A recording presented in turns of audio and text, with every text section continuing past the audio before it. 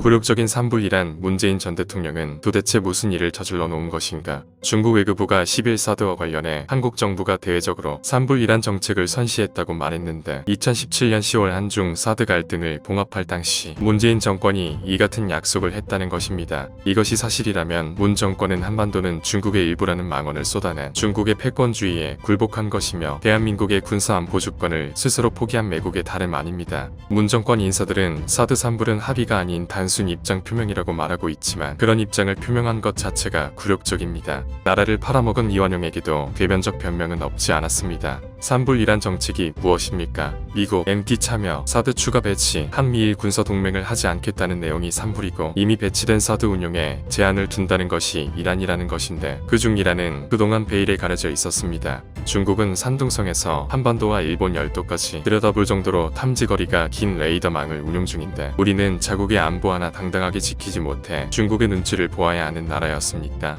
문재인 정권이 중국의 시진핑과 함께 중국몽을 꾸며 중국은 큰 산, 우리는 작은 산이라면서 불중 종북 정책을 펼치고 대한민국의 안보 역사, 문화 등을 지키려는 노력을 게을리한 결과 이제는 중국이 시대착오적인 중화 패권주의를 공개적, 노골적으로 외치는 시대가 되어버렸습니다. 자국을 적국과 잠재적 위협국의 미사일 위협으로부터 지키기 위한 자위적 방어수단인 사드를 놓고 이런 정책을 펼치는 것은 자국민의 생명과 안보를 내팽개치는 것과 같습니다. 자국 안보를 스스로 지킬 능력을 갖추지 못한 채 상대국의 시해만 기대하는 나라가 겪게 될 참상은 우크라이나 사태가 웅변으로 시사하고 있습니다. 문재인 전 대통령과 당시 외교 안보 라인의 책임자들은 지금이라도 숨겨놓은 진실이 무엇인지 낱낱이 밝히고 국민 앞에 섰고 대죄해야 마땅합니다. 또한 관계당국은 사드 배치를 둘러싼 비상식적인 문 정권의 행태에 대해 철저한 진상조사를 하여 그 책임자를 문책해야 할 것입니다. 산불이란 운운하는 내정 간섭에 윤석열 정부는 한치의 흔들림도 없이 전략적으로 대응해 나가야 할 것입니다.